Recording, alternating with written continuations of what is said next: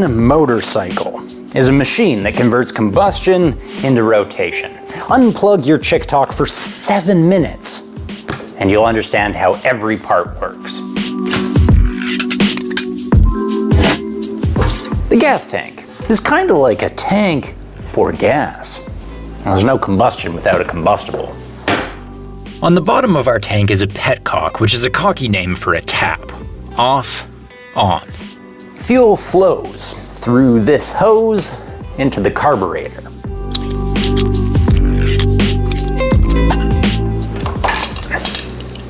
Tough frickin' duh. Carbs just force gas through jets because the spritz mixes better with air. How much air you add is kind of like how long a teenager spends in the bathroom. It's entirely dependent on what you do with your wrist. Twist the throttle open and it pulls a cable, which opens the carb to more airflow. More air, more boom, more fast. That air comes from here, the air box. It's like a box for air. By forcing our bike to breathe through the air box, we force it to breathe through the air filter. Otherwise, you get COVID-19 in your engine. After combustion, we exhale through the exhaust. This is your chance to save a polar bear, an old lady's eardrum, and a forest firefighter. Alternately, you could be a dick and cut your muffler off. And that is how a bike goes boom. Combustion moves my ass, but not directly, thank God. This cushy seat softens the blow. Combustion is violent for the engine too, so we call this a wet sump. Basically, your gears relax in a permabath of hot oil. Like Arnold. Some bikes have dry sumps, meaning there's a miserly old oil tank. It squirts just a bit of lubricant wherever needed and takes it back again. Cheap bastard. It's mainly spinny stuff we care to oil, and to get things spinning, you kick this. Kickstarter. Now, which cog would you like to spin, sir? First? Fourth? You need only boot this lowly servant called a gear lever.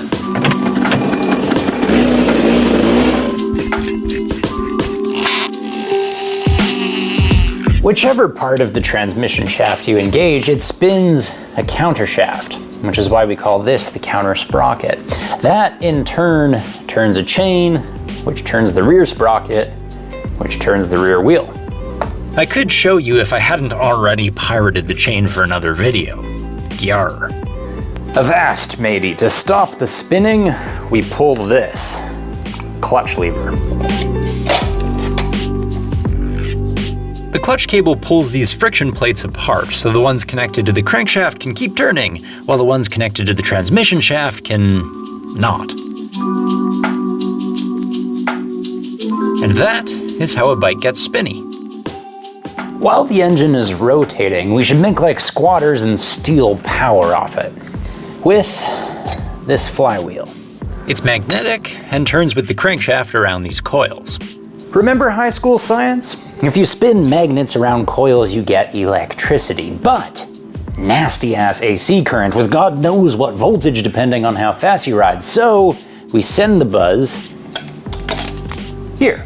Some imaginative little shit named this the rectifier regulator, because it rectifies alternating current into direct current and regulates voltage down to 12. Or 6.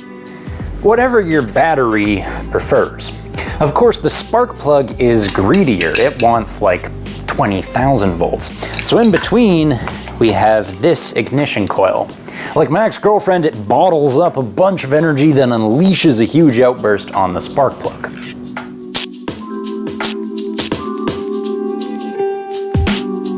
Our headlight also runs off the battery, as does the speedometer. Now the only hand control we have left is this, brake lever. It pulls a cable, which pulls brake shoes against brake drum. The same thing happens at your right foot with this brake pedal and connecting rod. Now on newer bikes you have pads instead of shoes, grinding against rotors instead of drums, and actuated by hydraulics instead of cables, but it's all the same. Friction slows you down.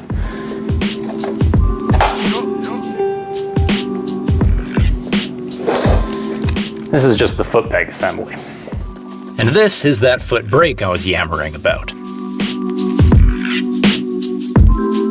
Of course, brakes are attached to wheels. And with no wheels to steer, I have no need for the handlebar that steers them.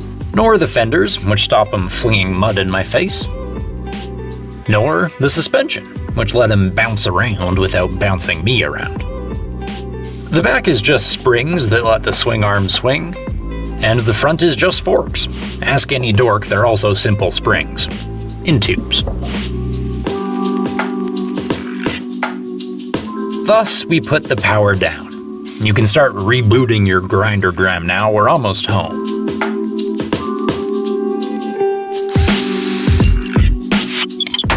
This is the frame. It holds the engine. Our cylinder head is where the spark comes in. Our cylinder is where fuel and air come in. Then bang! Combustion pushes the piston, rotating the crankshaft. And that is how combustion becomes rotation. Which, if you recall, is exactly what this machine is for. And motorcycle. Thanks for watching.